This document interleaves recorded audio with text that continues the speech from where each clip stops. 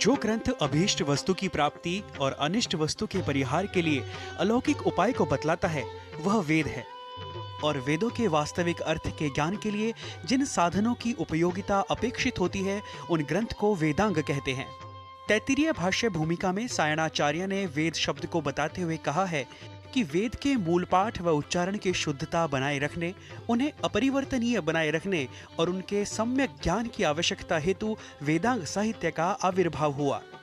और आज हम बात कर रहे हैं प्रमुख वेदांगों में से एक छंद के विषय में। वैदिक और संस्कृत वाङ्मय में छंद शास्त्र का एक प्रमुख और महत्वपूर्ण स्थान है। छंद शास्त्र का सबसे पहला और अत्यंत महत्वपूर्ण ग्रंथ पिंगल मुनि प्रणीत छंद सूत्र है। अग्नि पुराण में पिंगल पद्धति पर आधारित छंद शास्त्र का पूर्ण विवरण भी प्राप्त होता है।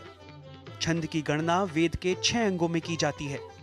यह वेदांगों में 5वां अंग है। छंद शास्त्र को वेद का चरण कहा गया है। छंदा पादौ तु वेदस्य। जिस प्रकार चरण विहीन व्यक्ति चल फिर नहीं सकता, उसी प्रकार छंद के बिना वेद या कोई भी काव्य शास्त्र गतिशील नहीं हो सकता। देवास्तानि तानि देवा देवास्तानि तानि धर्माणि धर्माणि तानि तानि धर्माणि धर्माणि। वेद मंत्रों के उच्चारण के लिए छंद ज्ञान की आवश्यकता होती है। इसके अभाव में मंत्रों का सम्यक उच्चारण संभव नहीं है। आचार्य कात्यायन कहते हैं कि बिना छंद, ऋषि एवं देवता के ज्ञान के द्वारा मंत्रों का अध्ययन अध्यापन निष्फल होता है।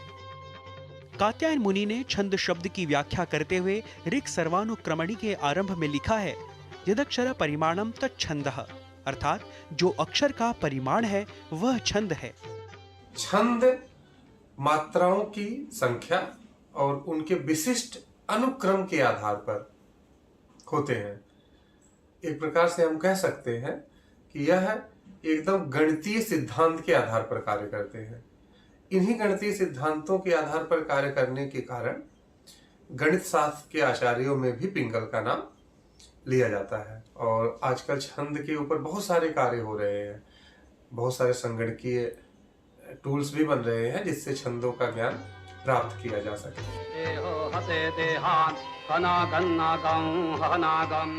वेद मंत्रों की विशुद्धता और उनकी लयबद्ध गति के ज्ञानार्थ छंद शास्त्र का अध्ययन किया जाता है, क्योंकि वेद मंत्र छंदोबद्ध होते हैं।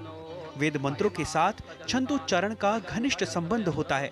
जिस वाणी को सुनते ही मन आह्लादित हो जाता है, वह छंदमयी वाणी ही वेद है। पूर्वे साध्या साध्या पूर्वे पूर्वे साध्या। और कहा भी गया है, छंदयति आह्लादयति छंद्यन्ते अनेन वा छंदः।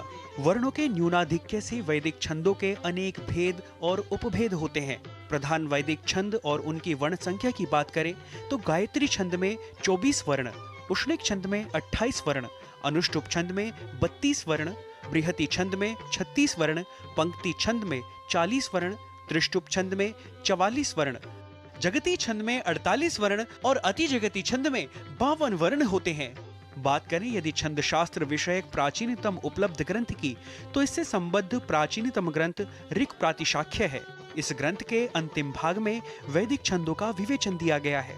आचार्य पिंगल का छंद शास्त्र वेदांत का सर्वाधिक प्राचीन, प्रौढ़ एवं सर्वांगपूर्ण ग्रंथ है।